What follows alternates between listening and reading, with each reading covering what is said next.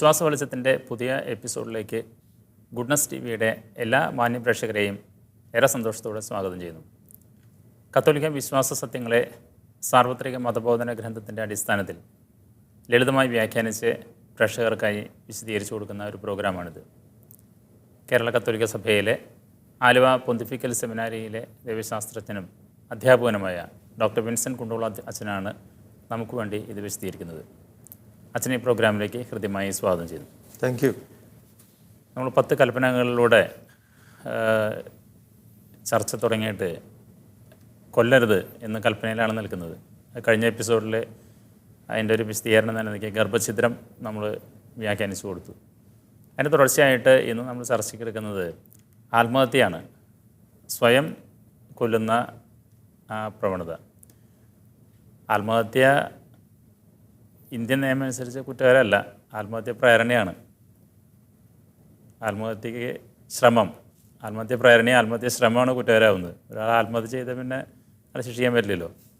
പക്ഷേ ബൈബിളിൻ്റെ അടിസ്ഥാനത്തിൽ അല്ലെങ്കിൽ ഈ മതബോധനത്തിൻ്റെ അടിസ്ഥാനത്തിൽ ആത്മഹത്യ പാപമാണ്, ജീവനെ നശിപ്പിക്കുന്നതിന് തുല്യമാണ്. അതിനെക്കുറിച്ചൊന്ന് പ്രേക്ഷകർക്ക് വിശദീകരിക്കാമോ? സഭയെ സംബന്ധിച്ചിടത്തോളം ഒരാൾ ചെയ്ത തെറ്റ്, ആ തെറ്റിൻ്റെ ഫലം അനുഭവിക്കാൻ അദ്ദേഹം ഉണ്ടോ ഇല്ലയോ എന്ന് നോക്കിയിട്ട് അല്ല അത് തെറ്റാണോ അല്ലയോ എന്ന് തീരുമാനിക്കുന്നത്. അതുകൊണ്ട് സഭയെ സംബന്ധിച്ചിടത്തോളം നേരത്തെ പറഞ്ഞ മുൻ എപ്പിസോഡുകളിൽ നമ്മൾ പറഞ്ഞ അതേ കാരണം കൊണ്ട് തന്നെ, അതായത് മനുഷ്യജീവൻ്റെ ഉടമ ഈശ്വരനാണെന്നാണ് എല്ലാ മതവിശ്വാസികളും കരുതുന്നത്.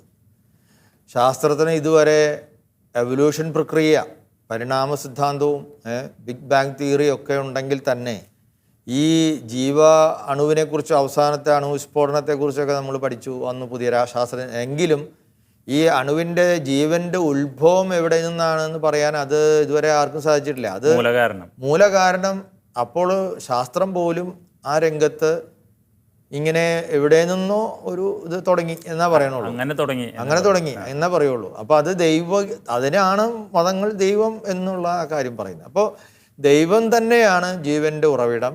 ആ എവിടെ നിന്നാണോ ഉറവിടം ആ ദൈവം തന്നെയാണ് അതിൻ്റെ ഉടമസ്ഥൻ. മനുഷ്യൻ കാര്യസ്ഥൻ മാത്രമാണ്, സ്റ്റുവേർഡ് മാത്രമാണ്. അപ്പോൾ ഈ സൂക്ഷിപ്പുകാരനാണ് മനുഷ്യൻ, ഉടമസ്ഥനല്ല. ഇത് തമ്മിലുള്ള വ്യത്യാസമാണ് നമ്മൾ ചിന്തിക്കേണ്ടത്. നമ്മളെല്ലാവരും ഇപ്പോൾ എൻ്റെ ജീവൻ ഞാനല്ലേ, എൻ്റെ കാര്യം തീരുമാനിക്കുന്നത് എൻ്റെ സ്വാതന്ത്ര്യമല്ലേ എന്നാണ് നമ്മൾ സ്വമേവ ചിന്തിച്ചു പോകുന്നത്. പക്ഷേ എൻ്റെ ജീവൻ്റെ മേലെനിക്ക് അധികാരമില്ല, അതിൻ്റെ മേൽ ഉടമസ്ഥത എനിക്കില്ല.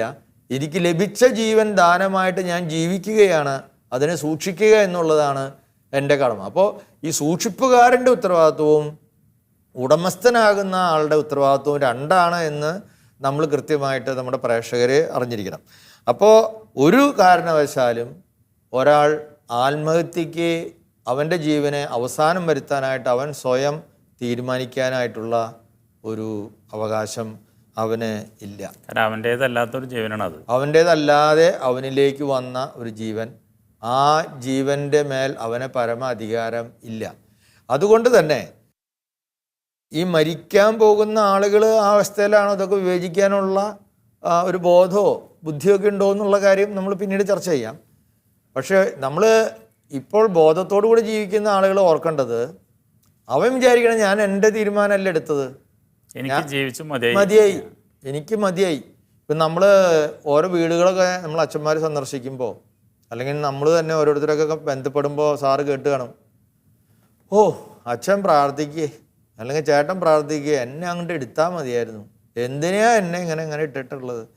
അപ്പോൾ ജീവിച്ചു മതിയായി എന്നുള്ളത് ശരിയാണ്. കാരണം പിന്നെ ഭാരമാണ്, ചിലപ്പോൾ വീട്ടിലെ ആൾക്കാർ നോക്കാനില്ല, മക്കളെല്ലാം പുറത്താണ്, സാമ്പത്തിക പ്രയാസങ്ങളുണ്ട്, രോഗങ്ങൾ പരിരക്ഷ കൊടുക്കാൻ സാധിക്കുന്നില്ല, അല്ലെങ്കിൽ സഹിക്കാനുള്ള ശക്തി വരുന്നില്ല, പിന്നെ വീട്ടുകാർ നോക്കാത്തതിൻ്റെ ബുദ്ധിമുട്ട്, അങ്ങനെ അവിടെയുള്ള അപ്പോൾ എങ്ങനെയെങ്കിലും എടുത്താൽ മതി നരകത്തിൽ നിന്ന് എന്ന് നമ്മുടെ ജനങ്ങൾ സ്ഥിരം പറഞ്ഞിട്ട് ഇത് ഏതാണ്ട് സ്വന്തമായിട്ട് ചെയ്യാവുന്ന ഒരു കാര്യമാണ്, എൻ്റെ ഇഷ്ടം മാത്രം അവിടെ നോക്കേണ്ടതുള്ളൂ എന്ന് ചിന്തിക്കുന്ന ഒരു ആൾക്കാരുണ്ട്. ഇപ്പം നമ്മൾ ചിലർ ഹൈക്കോടതിയിൽ പെറ്റീഷൻ കൊടുക്കാറുണ്ട്, എന്നെ മരിക്കാൻ അനുവദിക്കണം എന്ന് പറഞ്ഞിട്ട്. എന്നിട്ട് ഹൈക്കോടതി കൊടുക്കണ്ടോ? ഇല്ല, കൊടുത്തിട്ടില്ല. അതൊക്കെ ഈ ചിന്തയിൽ നിന്ന് വരുന്നതാണ്. അപ്പോൾ അത് പക്ഷേ ഈ മരിക്കുന്ന ആൾ ചിന്തിക്കേണ്ടത് ഞാൻ മരിച്ചാണ്ട് പോവാണ്, എൻ്റെ കൂടെ ഉണ്ടായിരുന്ന ആൾക്കാർ, പ്രായമായ ആൾക്കാരുടെ കാര്യം പോട്ടെ, ഇപ്പോൾ കടം കയറിയിട്ട് അതെ, നമ്മൾ എത്രയോ മനുഷ്യരാണ് മരിച്ചു പോകുന്നത് ചിലർ. അപ്പോൾ അദ്ദേഹം കൊണ്ട് മരിച്ചുപോയി, ആ ഭാര്യയും മക്കളും അവിടെ നിൽക്കുമല്ലേ, വീണ്ടും ബുദ്ധിമുട്ട് കൂടുകയാണ്, അവർക്കും വീണ്ടും ബുദ്ധിമുട്ട് വരുമല്ലേ. അപ്പോൾ അത് നമ്മൾ ചിന്തിക്കണമല്ലോ. ഞാൻ എൻ്റെ തന്നെ ജീവനെ സ്നേഹിക്കുന്നത് പോലെ എനിക്ക് എൻ്റെ ജീവനോട് ബഹുമാനം ഇല്ലാണ്ട് വരുമ്പോൾ ബാക്കിയുള്ള ആൾക്കാരുടെ ജീവനോടുള്ള ബഹുമാനമെങ്കിലും ആ മനുഷ്യനുണ്ടാകണം. അപ്പോൾ അതിൽ ഞാൻ ഇങ്ങനൊരു ആത്മഹത്യയിലൂടെ ഒടുങ്ങി അവസാനിക്കുന്നതോടുകൂടെ എൻ്റെ ഒരു പരിധിയിൽ മാത്രമല്ല അതിൻ്റെ ഫലങ്ങൾ നിൽക്കുന്നത്, അതിൻ്റെ തിക്തഫലങ്ങൾ അനുഭവിക്കേണ്ടി വരുന്ന ഒരു വീടുണ്ട്.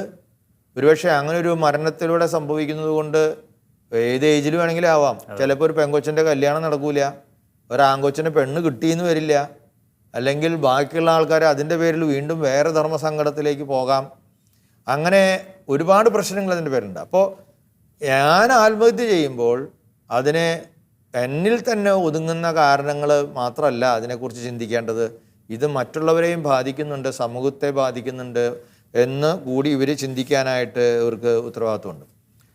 പിന്നെ അതേസമയം നമ്മൾ പണ്ട് ഇങ്ങനെ ആത്മഹത്യ ചെയ്തിരുന്ന ആളുകൾക്ക് കൊടുക്കുന്ന ആദരവിൽ നിന്ന് ഇന്ന് സഭ ഒത്തിരി മാറിയിട്ടതായിട്ട് നമുക്ക് തോന്നും. ആദരവ് കൊടുത്തിരുന്നില്ല, പണ്ട് ഒട്ടും ആദരവ് കൊടുത്തിരുന്നില്ല. തെമ്മാടിക്കുഴിയിലേക്ക് കൊണ്ടുപോയിടുക, അതിന് അച്ഛൻ വരില്ല,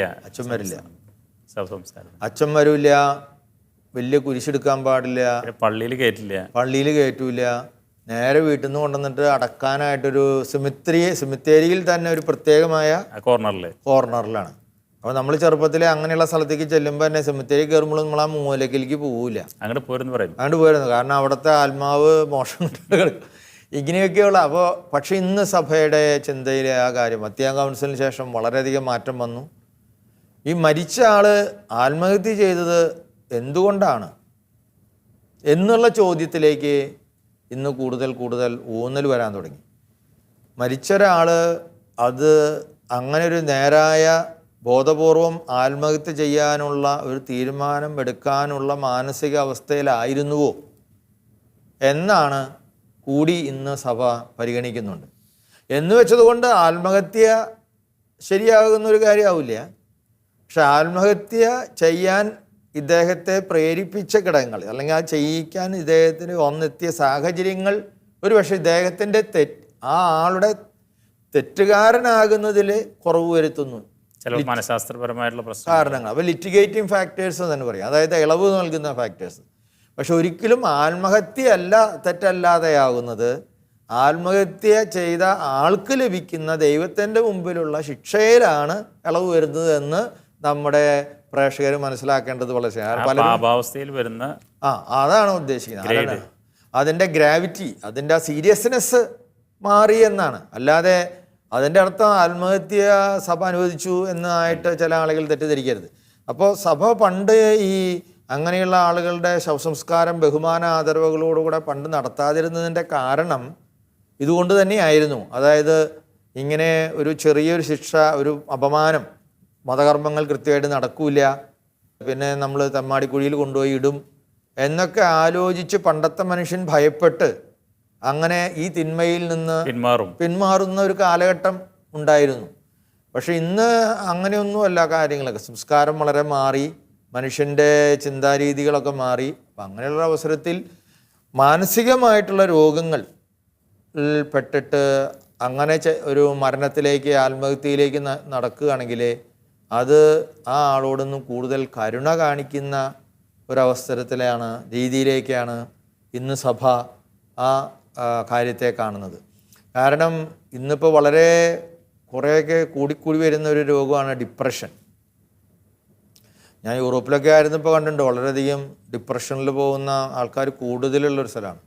നമ്മുടെ ഇവിടെ സമൂഹം ഒരുമിച്ച് കൂട്ടുകുടുംബത്തിലൊക്കെ വളർന്ന് അങ്ങനെയുള്ളൊരു മാനസികമായ ആരോഗ്യത്തിലൊക്കെ ജീവിച്ചുകൊണ്ടിരുന്ന അവിടെ ചിലപ്പോൾ ഒറ്റപ്പെട്ട് 18 വയസ്സ് കഴിയുമ്പോൾ അപ്പനും അമ്മയിൽ നിന്നും വേർതിരിഞ്ഞ് പിന്നെ ഇടയ്ക്കൊക്കെ പോണു കാണുന്നു, സ്വന്തമായിട്ട് പഠിക്കാൻ അവർ ചിലപ്പോൾ സഹായിക്കും തീർച്ചയായിട്ടും.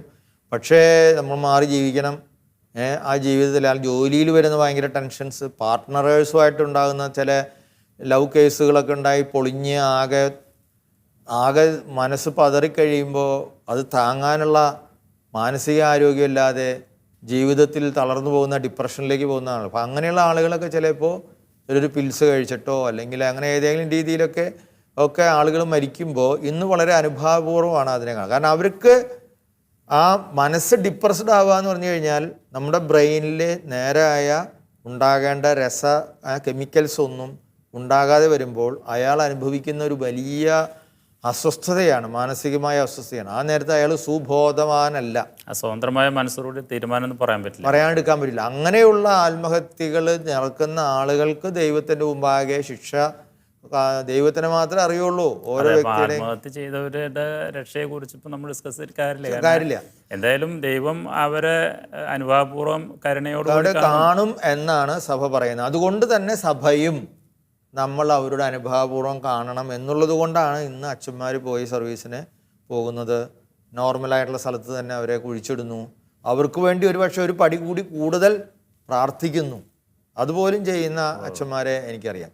അപ്പോൾ അവിടെ നമ്മൾ പറഞ്ഞതുപോലെ ആത്മഹത്യ ചെയ്താൽ രക്ഷ പ്രാപിക്കുമോ എന്നുള്ളതിനെ കുറിച്ചൊന്നും നമ്മളിപ്പോൾ വേവലാതിപ്പെടണ്ട. സാറ് പറഞ്ഞതുപോലെ അത് ദൈവത്തിന് മാത്രമേ അറിയുള്ളൂ. പക്ഷേ നമ്മൾ ആത്മഹത്യ ചെയ്ത ആളുകളോടോ അങ്ങനെയുള്ള കുടുംബങ്ങളോടോ ഉള്ള നമ്മുടെ മനോഭാവം വളരെ മാറേണ്ടത്. അതായത് അവരെ ഊരുവലക്കുന്ന ആ ഒരു അങ്ങനെ പോലും കാണുന്ന ഒരു സമൂഹമായിരുന്നു നമ്മുടെ ഇവിടെ ഉണ്ടായിരുന്നത് പണ്ട്. ഇപ്പം ഞാൻ തന്നെ ഓർക്കുന്നു, ചില വൈദിക വിദ്യാർത്ഥികളുടെ ഫോർമേഷനിൽ കൊല്ലങ്ങളായിട്ടുള്ള ആളെന്ന രീതിയിൽ ചില കേസുകളിൽ ചില സെമിനാരി വിദ്യാർത്ഥികളുടെ മാതാപിതാക്കളിൽ ആരെങ്കിലും ചിലപ്പോൾ ഒക്കെ ഇങ്ങനെയുള്ള ഒരു മാനസികമായ രോഗത്തിന് അടിമപ്പെട്ട് ചിലപ്പോൾ ഇങ്ങനെയൊക്കെയുള്ളൊരു മരണത്തിലേക്ക് പോയ സന്ദർഭങ്ങളൊക്കെ ഉണ്ടായിട്ടുണ്ട്. അപ്പോൾ അവർക്ക് കൂടുതൽ കൈത്താങ്ങാവുകയാണ് ആവുകയാണ് ഇന്ന് ചെയ്തിട്ടുള്ളതും. ഞാൻ ആ രൂപതകളെയൊക്കെ ഓർക്കുന്നു, അവിടുത്തെ പിതാക്കന്മാരെ ഓർക്കുന്നു, അവരുടെ മൈനർ സെമിനാരി റെക്ടേഴ്സിനെ ഓർക്കുന്നു.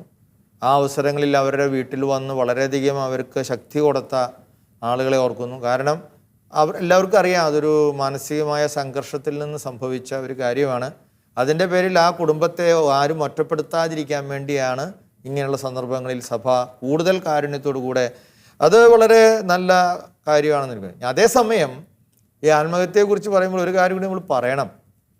ഈ ആത്മഹത്യ ചെയ്യാൻ ഒരാൾ ഇടവരാൻ ആ ആളുടെ മാനസികമായ നിലവാരത്തിൻ്റെ പ്രശ്നമായിരുന്നോ അതോ വേറെ ആരെങ്കിലും ഈ ആളെ ആത്മഹത്യയിലേക്ക് തള്ളിവിടാൻ കാരണമായിട്ടുണ്ടോ? ഒരു വൈക്കേരിയസ് ലയബിലിറ്റി, അത് വളരെ ചിന്തിക്കേണ്ട കാര്യമാണ്. അത് നേരത്തെ പറഞ്ഞ കൊലപാതകത്തിൽ പോലെ വരുന്ന ഒരു ഘടകമാണ്. അതുകൊണ്ടും കൂടിയാണ് ഈ ആത്മഹത്യയെക്കുറിച്ച് നമ്മളിവിടെ പറയുന്നത്. ഒരു മനുഷ്യനെ അവന് താങ്ങാനാവാത്ത വിധമുള്ള പ്രഷറ്, ടെൻഷൻ കൊടുത്തു കഴിഞ്ഞാൽ അവൻ എന്താ ചെയ്യാന്ന് ചിലപ്പോൾ ഇന്നത്തെ കാലത്ത്, കാരണം നല്ലതും പ്രോത്സാഹനവും മാത്രം സ്വീകരിച്ച് വളരുന്ന കുട്ടികളാണ്. ഞങ്ങൾക്കൊക്കെ സെമിനാരിൽ പോലും അത് കാരണം ഭയങ്കര ഭയമാണ് ചില കുട്ടികളെ തിരുത്താൻ. കാരണം പ്രത്യേകിച്ച് മാനസികമായിട്ട് വൈകാരികമായിട്ട് പക്വത വളരെ കുറവുള്ള കുട്ടികൾ, അവർ ചിലപ്പോൾ ഒരിക്കലും നമുക്ക് അംഗീകരിക്കാൻ പറ്റാത്ത ചില തെറ്റുകളിലേക്ക് വന്ന് വീണ് കഴിയുമ്പോൾ ആ ആളുകളെ പറഞ്ഞുവിടുക അവസരത്തിൽ പറഞ്ഞുവിടാണ്ടിരിക്കാനും പറ്റൂല. കാരണം അങ്ങനെയുള്ള ആളുകൾക്ക് മുന്നോട്ട് പോകുമ്പോൾ വൈകാരിക പക്വത ഉണ്ടാവില്ല. പിന്നെ അവർ പോയിട്ട് എന്താ ചെയ്യാന്നുള്ളതിനെ കുറിച്ച് നമുക്കും അത് വലിയൊരു പ്രശ്നമാണ്. അപ്പം അങ്ങനെയുള്ള ആളുകളെ പറഞ്ഞു വിടണം. പക്ഷെ നമ്മൾ വളരെ വളരെ കെയർ എടുത്തിട്ടാണ് അപ്പോൾ പെരുമാറുന്നത്. മാതാപിതാക്കളെ വിളിച്ചു വരുത്തി അവരുടെ രൂപതയിൽപ്പെട്ട ആളുകളെ അതിനെക്കുറിച്ച് ബോധ്യപ്പെടുത്തി ഡോക്ടർമാരോട് ചോദിച്ച് അങ്ങനെയൊക്കെയാണ് നമ്മൾ ഈ കാര്യം. പെട്ടെന്ന് അങ്ങനെ പറഞ്ഞു വിടണ പോലെ ഒന്നും അവിടെ നിന്ന് വിടൂല. ഈ അടുത്ത് അച്ഛൻ വായിച്ചെന്നറിയില്ല, ഒരു പ്രോസിക്യൂട്ടർ സൂയിസൈഡ് ചെയ്തു. അപ്പോൾ അവർ സൂയിസൈഡ് ചെയ്തതിന് ശേഷം ലേഡിയാണ്, അവരുടെ ഹസ്ബൻഡ് ഒരു ജില്ലാ ജഡ്ജിയാണ്. അവരുടെ വോയിസ് മെസ്സേജ് വന്നു. അപ്പോൾ അവർ കുറേ സുഹൃത്തുക്കൾക്ക് വോയിസ് അയച്ചിട്ടുണ്ട്, ഞാൻ മടുത്തു, ഞാൻ ആത്മഹത്യ ചെയ്താലോ എന്ന് ആലോചിക്കുകയാണ് എന്നൊക്കെ പറഞ്ഞിട്ട്. ഭയങ്കര സങ്കടകരമായിട്ടൊരു അവസ്ഥ. അത് കേട്ടിട്ട് നമ്മൾ എന്തെങ്കിലും ചെയ്തുവോ? ഞാൻ ചില അച്ഛന്മാർ വ്യക്തിപരമായിട്ട് ചില വേദനകൾ പങ്കുവെച്ചതായിട്ട് ഞാൻ ഓർക്കുന്നു. ഇപ്പോൾ സാറിത് പറഞ്ഞപ്പോൾ ഞാൻ ഓർത്തത്, ചിലയിടത്ത് ഫോൺ വിളിക്കുന്നു പാതിരയ്ക്ക് 2 മണി നേരത്ത്. അപ്പോൾ അച്ഛൻ ചിലപ്പോൾ ഉറക്കത്തിലാവും. അച്ഛൻ ഒന്ന് സംസാരിക്കണം, ഇപ്പോഴാണ് സംസാരിക്കണേ. ചിലപ്പോൾ അച്ഛനും രോഗിയായിരിക്കും, ഇതൊക്കെ സംഭവിക്കാം. നാളെ നേരം വെളുത്തിട്ട് വിളിക്കുക, എന്താന്ന് കാര്യം പോലും ചിലപ്പോൾ പറയണ്ടാവില്ല. പക്ഷേ ചിലപ്പോൾ അതുപോലെ വരാം. കുമ്പസാരം. ആ കാര്യത്തിൽ നമ്മൾ സെമിനാരിയിൽ പ്രത്യേകിച്ച് യുവാക്കളോട് നമ്മൾ പറഞ്ഞു കൊടുക്കുന്ന ഒരു കാര്യമാണ്. ഒരാൾ കുമ്പസാരിക്കണം എന്ന് വന്നു കഴിഞ്ഞ് പറയുകയാണെങ്കിൽ ഒരിക്കലും മടക്കി വിടരുത്. കാരണം അത് വളരെ ഗൗരവമായ ഒരു കാര്യമാണ്. ചിലപ്പോൾ അങ്ങനെയുള്ള ആളുകൾ കുറച്ച് കഴിഞ്ഞിട്ടാണ് നമ്മൾ ആത്മഹത്യ ചെയ്തു എന്ന് നമ്മൾ അറിയുമ്പോൾ നമ്മൾ മനഃപൂർവ്വം അല്ലെങ്കിലും ഒരുപക്ഷെ ഞാൻ ആളോട് സംസാരിച്ചിരുന്നെങ്കിൽ, ആളുടെ കുമ്പസാരം കേട്ടിരുന്നെങ്കിൽ ആളെ എനിക്ക് രക്ഷിക്കാമായിരുന്നു, ഒരു സാധ്യത. അങ്ങനെയുള്ള മനോഹരമായ ചെറുകഥകളൊക്കെ അവർക്കുണ്ടാവും. നമ്മൾ 10ാം ക്ലാസ്സിലൊക്കെ പഠിച്ചിട്ടുള്ളൊരു ചെറുകഥയുണ്ട്. ടി പത്മനാഭൻ്റെ പ്രകാശം പരത്തുന്ന പെൺകുട്ടി എന്ന് പറയുന്നുള്ളൊരു ചെറുകഥയുണ്ട്. അതിൽ കാണുന്നത് വാസ്തവത്തിൽ ഒരു നിഷ്കളങ്കയായ ഒരു പെൺകൊച്ച് ഒരു തിയേറ്ററിൽ സിനിമ കണ്ടുകൊണ്ടിരിക്കുമ്പോൾ സെക്കൻഡ് ഷോയ്ക്ക് അപ്പച്ചൻ്റെ കൂടെ ഉണ്ടായിരുന്ന ഈ കൊച്ച് തൊട്ടടുത്ത് വന്നിരുന്ന ഒരു മനുഷ്യനോട് ഇങ്ങനെ സല്ലപിക്കുന്നതും, അയാൾ വാസ്തവത്തിൽ ആത്മഹത്യ ചെയ്യുന്നതിന് മുമ്പ് കുറച്ചുകൂടി സമയം ഉണ്ട്, അപ്പോൾ അതുകൊണ്ട് കടൽ തീരത്തുനിന്ന് അയാൾ ഒരു സിനിമാ തിയേറ്ററിൽ വന്ന് കയറി ആ ലാസ്റ്റ് ഷോയ്ക്ക് ഇരുന്നതാണ്. പക്ഷേ ഈ കുട്ടിയുടെ വാത്സല്യം കാണുകയും അത് കഴിഞ്ഞ് അവസാനം ഈ അങ്കിൾ ഇനിയും വരില്ലേ എന്ന് ചോദിക്കുകയാണ്. അതിലാണ് ആ തീരുമാനം മാറുന്നത്. അതിൽ ആ മനുഷ്യൻ ഒരു കുട്ടിക്കെങ്കിലും, നിഷ്കളങ്കയായ ഒരു പെങ്കൊച്ചിനെ എന്നെ ഇനിയും ഇഷ്ടപ്പെട്ടു, എൻ്റെ ജീവിതത്തിനൊരർത്ഥമുണ്ട് എന്ന് പറയുന്ന ഒരു അർത്ഥമാണ്. അപ്പോൾ അതുകൊണ്ട് ഈ ആത്മഹത്യയുടെ വക്കിലാണോ മുൻപിലാണോ ആളുകൾ ജീവിക്കുന്നത് എന്ന് തിരിച്ചറിയാനും അവരെ സഹായിക്കാനും കൗൺസിലിംഗ് നടത്താനുള്ള ഫോൺ വിളികളൊക്കെ വരുമ്പോൾ നമ്മൾ ശുശ്രൂഷ ആ രംഗത്ത് ഏതൊരു ക്രിസ്ത്യാനിക്കും അത് നിർവഹിക്കാൻ, പ്രത്യേകിച്ച് പ്രധാനമായ ശുശ്രൂഷകളിൽ വ്യാപരിക്കുന്നവർക്ക് കടമയുണ്ട് എന്ന് പറയുകയാണ്. അതുപോലെ തന്നെ ഇതിനോട് ബന്ധപ്പെട്ട് വരുന്നതാണ് ദയാവധം. ഇതേപോലെ ഓർമ്മയോടുകൂടി ചില ആവശ്യപ്പെടുന്നവരുണ്ട്.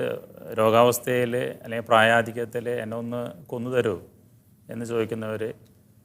അതെ, അപ്പോൾ ഈ കാരുണ്യവധം, ദയാവധം എന്നൊക്കെ പറയുന്ന ഒരു കാര്യവും ഈ കൽപ്പനയിൽ കൊല്ലരുത് എന്ന് പറയുന്ന കൽപ്പനയുടെ ഭാഗമായിട്ട് തന്നെ വരുന്നതാണെന്ന് സാർവത്രിക മതബോധനം പറയുന്നു.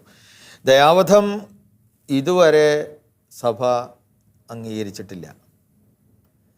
അതിൻ്റെയൊക്കെ പ്രഥമമായ കാരണം നമ്മൾ ഈ എല്ലാ എപ്പിസോഡുകളിലും പറയുന്ന കാര്യം തന്നെയാണ്, ജീവനോടുള്ള ആ മഹത്വം സംരക്ഷിക്കണം. അപ്പോൾ എനിക്കിപ്പോൾ മരിക്കണം എന്ന് തോന്നണം, പക്ഷേ എന്നെ കൊന്നതായോ എന്ന് സാറ് പറഞ്ഞതുപോലെ ചോദിക്കുകയാണെങ്കിൽ അങ്ങനെ അനുവദിക്കാൻ അദ്ദേഹത്തിന് സാധിക്കില്ല. കാരണം അദ്ദേഹം ഒരു കൊലപാതക കുറ്റത്തിന് അദ്ദേഹം ദൈവത്തിൻ്റെ മുന്നിലും ലോകത്തിൻ്റെ മുന്നിലും ഉത്തരവാദിതയാണ്.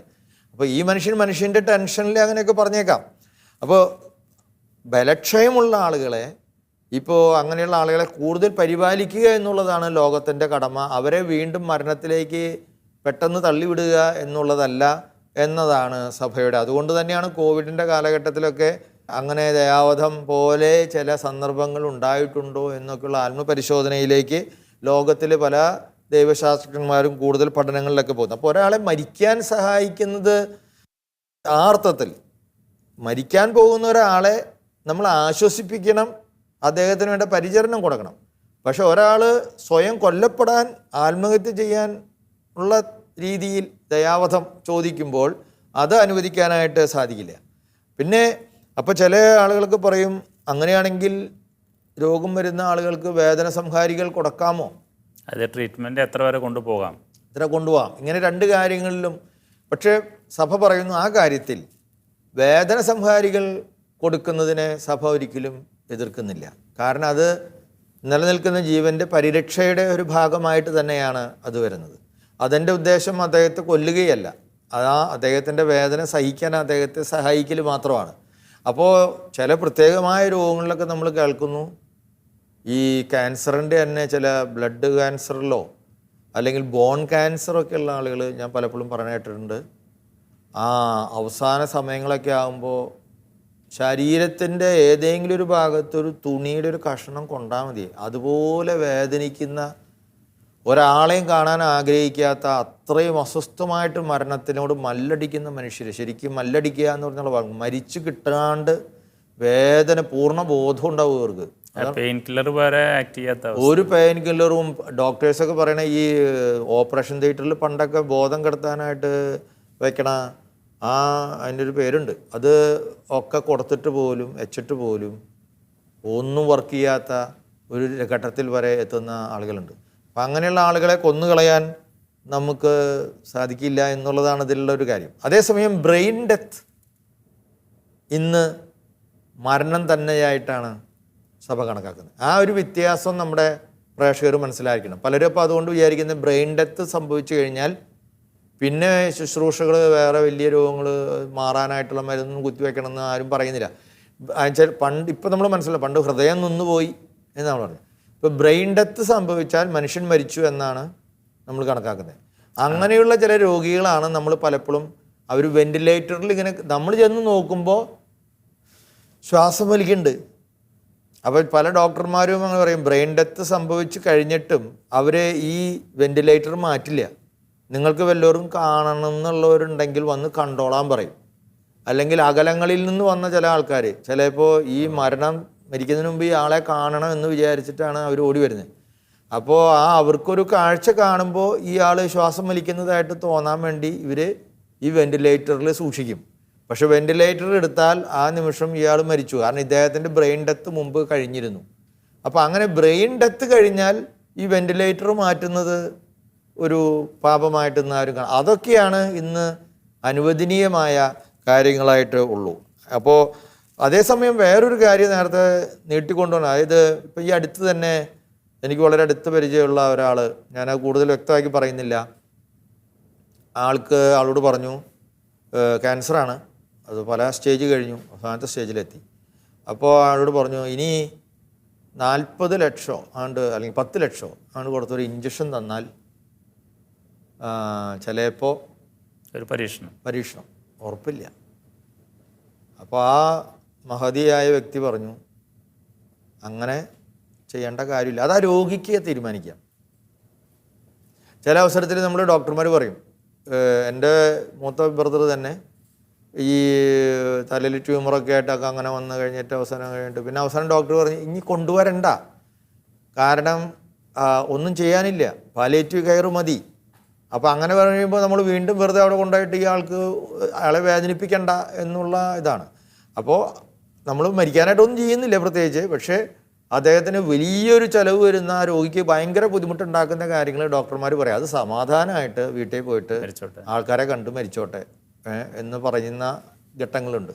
അപ്പോൾ ഒരു മനുഷ്യൻ്റെ പരിധിക്കപ്പുറമുള്ള വലിയ ഒരു എമൗണ്ട്, സാധിക്കാൻ പറ്റാത്ത ഒരു എമൗണ്ട് കൊടുത്തിട്ടും ഇതിന് ഫലവും കിട്ടില്ല എന്ന് ഏതാണ്ട് ഡോക്ടർമാർക്ക് ഉറപ്പാണ്. അങ്ങനൊരു ഘട്ടത്തിൽ ഡോക്ടർമാർ പറയും ഇത് കൊടുത്തോണ്ട് ഉറപ്പൊന്നും പറയാനില്ല, തന്നെ നമ്മളൊന്ന് ചെയ്തു എന്ന് വരാം എന്ന് മാത്രമേ ഉള്ളൂ എന്ന് പറയുന്ന കേസുകളിൽ അങ്ങനെയുള്ളൊരു ഉത്തരവാദിത്വം ഏറ്റെടുക്കാൻ ഉള്ള ഒരു ചുമതല, ജീവനെ രക്ഷിക്കാൻ അങ്ങനെയുള്ളൊരു ചുമതല ഒരു വ്യക്തിക്ക് ഇല്ല എന്നും സഭ പറയുന്നു. ഇത്രയേ നമ്മൾ അനുവദിച്ചിട്ടുള്ളൂ, അല്ലാതെ മേഴ്സി കില്ലിങ് ഒരിക്കലും സഭ അനുവദിച്ചിട്ടില്ല. ഈ എപ്പിസോഡ് നമുക്ക് വൈൻഡപ്പ് ചെയ്യാം. കൊല്ലരുത് എന്നുള്ള ആ കൽപ്പനയുടെ ഭാഗമായിട്ടുള്ള വരുന്ന ആത്മഹത്യ അല്ലെങ്കിൽ ദയാവധം എന്നുള്ളതിനെ കുറിച്ച് പ്രേക്ഷകർക്ക് വിശദീകരിച്ചതിന് നന്ദി പറയുന്നു. Thank you. കൊല്ലരുത് എന്നുള്ള കൽപ്പനയുടെ ഭാഗം തന്നെയായ സ്വയം കൊല്ലുന്ന ആത്മഹത്യയും മേഴ്സി കില്ലിങ് എന്ന പെറ്റ് നെയിമിൽ അറിയപ്പെടുന്ന ദയാവധവും സഭ ഒരു കാലത്തും അനുവദിച്ചിട്ടില്ല. കാരണം ഈ ജീവൻ അതിൻ്റെ ഉത്ഭവം മുതൽ അവസാനം വരെ പരിപോഷിപ്പിക്കാനായിട്ട് മനുഷ്യൻ കടപ്പെട്ടവനാണ്. ജീവൻ നശിപ്പിക്കാനല്ല, അത് പരിപോഷിപ്പിക്കാനാണ് മനുഷ്യൻ വിളിക്കപ്പെട്ടിട്ടുള്ളത്. അതേസമയം മരണം ഒരു അനിവാര്യതയാണെന്ന് നാം മനസ്സിലാക്കണം. ജീവനെ പിടിച്ചു നിർത്താനായിട്ട് ഏതറ്റം വരെയും പോവുക എന്നുള്ളത് സഭയുടെ പഠനത്തിൽ വരുന്നതല്ല. ഈ എപ്പിസോഡ് ശ്രമിച്ച എല്ലാ പ്രേക്ഷകർക്കും നന്ദി പറയുന്നു. നന്ദി, നമസ്കാരം.